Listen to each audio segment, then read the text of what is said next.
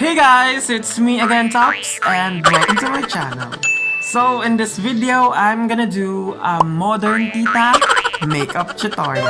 And without further ado, let's do this! Arte mo!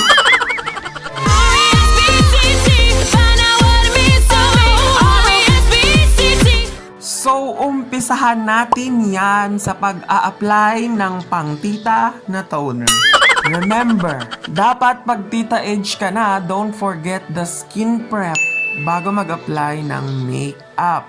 So, i-ready mo na yung paborito mong moisturizer and primer. So, now, let's apply your favorite foundation.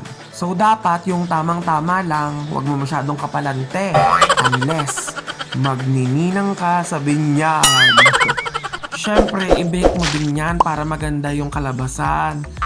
So, habang nakabake yan, magkikilay na tayo. So, sa kilay. Yes, sa kilay.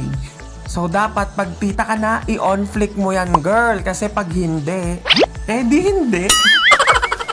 So, sa mga tita dyan na hindi pa rin sanay magkilay, yung mga nagpapakilay pa rin sa mga beki nilang pamangkin, ay nako, dapat matuto ka na. So, syempre, sa umpisa, mahirap nga talaga. Kailangan mo talaga ng masteral pagdating sa pagkikilay. Ang pinaka-best way na may i-advise ko sa inyo, i-follow nyo lang yung stroke ng hair ng kilay nyo. And kung gusto mo talaga ng plakadong kilay, usong-uso to ngayon, best. Lagyan mo ng concealer yung mga edge ng kilay mo. Syempre, wag mong kalimutang i-blend. Baka magmukha kang ano niyan. And now, sa eyeshadow naman tayo. So, since magbabantay ka lang naman ng tindahan, or mag-aalaga ka lang naman ng pamangkin mo, so yung pinaka-sweet lang na eyeshadow makeup yung gagawin natin. As in yung parang, I woke up like this. I woke up like this. I woke up. tigil na natin to, baka makapiright. I-check mo kung pantay ha. And then now, wag mo rin kalimutan maglagay ng shimmer. Ito talaga yung isa sa reason para maging fresh ka. And kung gusto mo talaga maging fresh, matulog ka sa ref. So now, pwede ka nang maglakas loob, i-dust away yung binake natin kanina. O, diba? Fresh from refrigerator. So, syempre, wag mo rin kalimutang magtongkil. Oh, alam niyo yun, tongkil? Eyeliner yun, friend. And then now, kung gusto mo magdrama, maglagay ka ng false eyelashes. And then, i-apply mo rin yung favorite mascara mo para naman mag-blend yung real and fake lashes mo. This one naman, guys, this is optional, the contouring. Ito yung mga sagot para maging hugis-bigas ka nang hindi kinakailangan ng filter.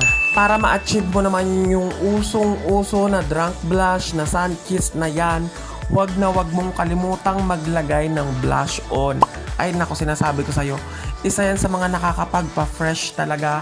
And syempre, yung sakto lang din, wag tayong susobra. Dahil mga modern tita na tayo nga, hindi mawawala ang highlighter. Because you know, if kilay is life, highlighter is lifer.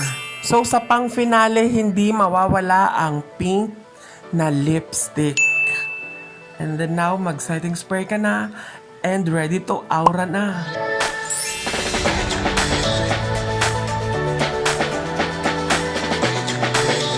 O, diba, na-achieve mo na?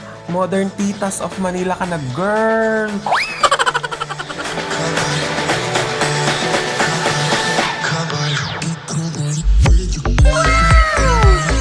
Keep slaying lang mga Titas of Manila.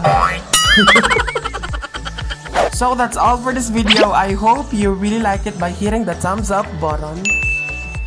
And kung gusto nyo pong ma-update dito sa aking channel, wag nyo pong kalimutang i-click ang bell icon dyan sa baba para ma-notify po kayo pag meron akong mga bagong videos.